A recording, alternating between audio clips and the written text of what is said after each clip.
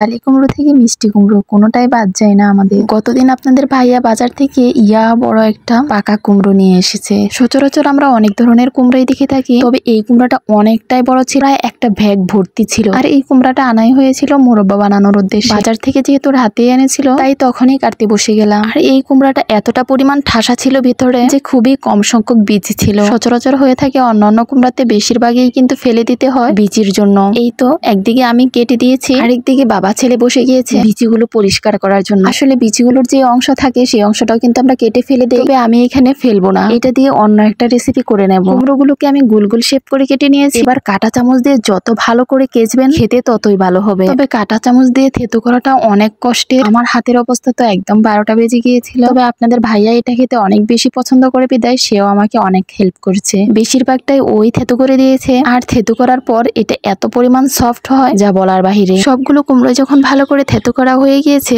এবার এগুলোকে হালকা সময়ের জন্য ভাপে দিয়ে দেব। প্রথমে আমি একটা কড়াইতে দিয়ে দিয়েছিলাম ভাপানোর জন্য, পরে মনে হলো না কড়াইটা অনেক ছোট হয়ে গিয়েছে। ভাপানোর সময় একটু নাড়াচাড়া দিতে গেলে কিন্তু ভেঙে যাওয়ার সম্ভাবনা আছে। পরে কিন্তু আমি একটা বড় পাতিলে এটাকে সিদ্ধ করতে বসিয়ে দিলাম। খুব বেশি সময় নিয়ে কিন্তু সিদ্ধ করতে যাব না, জাস্ট 5 থেকে 6 মিনিটের ভিতরে এটা নামিয়ে নেব। সিদ্ধ হয়ে গেলে পানি ঝরাতে দিয়ে দেব। তারপর কিন্তু যতটা সম্ভব চেপে চেপে সবটুকু পানি ফেলে দিতে হবে।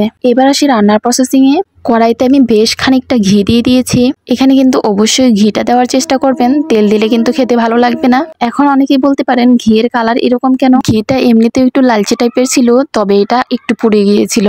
আচ্ছা যাই হোক, ব্যাপার না। এবার এই ঘিয়ের মধ্যে আমি অল্প অল্প করে কুমড়োগুলোকে ভেজে নেব যতক্ষণ না খুব সুন্দর একটা কালার চলে এসছে। কুমড়োগুলোকে অবশ্যই ভেজে রান্না করবেন, তাহলে কুমড়োর ভেতরে যে এক্সট্রা একটা ভাপা গন্ধ আছে ওইটা কিন্তু দূর হয়ে যাবে। কুমড়োগুলো যখন খুব সুন্দর করে ভাজা হয়ে যাবে, এবার এর উপর দিয়ে আমি পরিমাণ মতো চিনি অ্যাড করে দেব। চিনিটাও একদমই অপশনাল, যে যেরকম খেতে পছন্দ করে সেরকমই দিতে পারবে। নেড়ে চেড়ে কিছুক্ষণ মিশিয়ে নেওয়ার পর এর মধ্যে একে একে কিছু গোটা মশলা অ্যাড করে দেব। তেজপাতা, এলাচ এবং দারচিনি। এই খাবারগুলো যে কোনো মিষ্টি ধরনের খাবারের মধ্যে দিলে খাবারের টেস্টটা কিন্তু অনেক বেড়ে যায়। ভালো করে বেশ অনেকটা সময় নেড়ে চেড়ে নেওয়ার পর এবার এর মধ্যে আগে থেকে জাল করে রাখা ঘন দুধটা অ্যাড করে দেব। এখানে একটা টিপস বলে রাখি, যারা সিদ্ধর পরিমাণটা একদমই কম করেন তারা একটু বেশি লিকুইড রেখে দুধটা দিবেন, এতে করে দুধের মধ্যেই কিন্তু কুমড়োটা ফুটে উঠবে।